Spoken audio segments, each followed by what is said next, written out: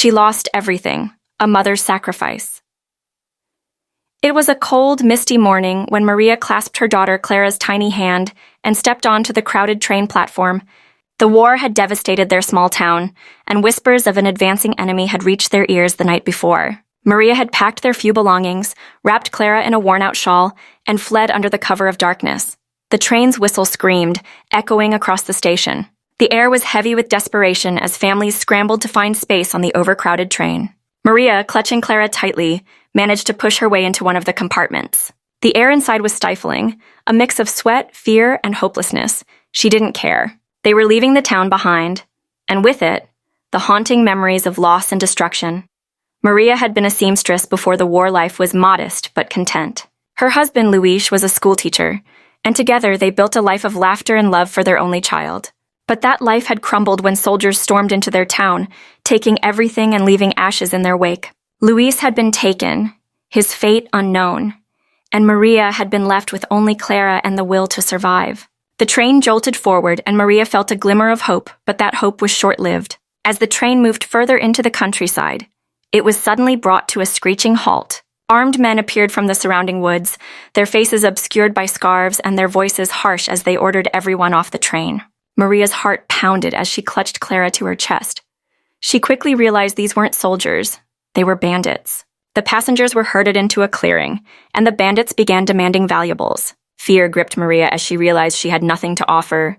One of the men approached her. His eyes were cold and calculating as he noticed the small bundle in her arms. "What's that?" he barked. "Just my daughter," Maria replied, her voice trembling. "Let me see." Maria hesitated, her grip tightening on Clara. The man grew impatient, yanking Clara from her arms. Maria screamed, lunging forward, but another bandit restrained her. "Quiet," he hissed, pressing the barrel of a gun to her temple. Tears streamed down Maria's face as she watched the man inspect Clara. "She's young, pretty. She could fetch a good price," he muttered to his companions. Maria's world crumbled. She couldn't lose Clara. She wouldn't. Summoning every ounce of courage, she pleaded, "Please take me instead. Leave her. She's just a child." The bandits laughed, but the leader seemed intrigued. "What would we do with you?" he sneered.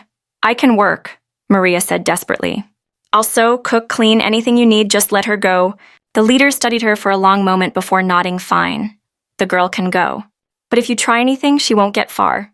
Maria was shoved to the ground as Clara was thrown back into her arms. She hugged her daughter fiercely, whispering, "Run, Clara, run as fast as you can. Don't stop until you're safe." Clara sobbed, clinging to her mother. "No, Mama, I won't leave you." "You must," Maria insisted, her voice breaking. "Promise me you'll be strong. Promise me you'll live." Reluctantly, Clara nodded, tears streaming down her cheeks. She turned and ran, her small figure disappearing into the woods. Maria watched until she was out of sight, her heart shattering. She was dragged to her feet and shoved toward the bandits' camp. Each step felt heavier than the last, but she knew she had made the right choice. Months passed. Maria endured unimaginable hardships, but thoughts of Clara kept her alive. She clung to the hope that her daughter had found safety, that her sacrifice had not been in vain. One day, as the bandits moved camp, chaos erupted when soldiers ambushed them. In the confusion, Maria seized the chance to escape. Weak and malnourished, she stumbled through the forest until she reached a village there. A miracle awaited. Clara, alive and safe, was being cared for by a kind couple who had found her wandering the woods. When Maria saw her daughter, she collapsed to her knees, sobbing with relief. Clara ran to her, wrapping her arms around her mother. Despite the pain and suffering, they were together again, proving that even in the darkest moments, love and sacrifice can triumph over despair.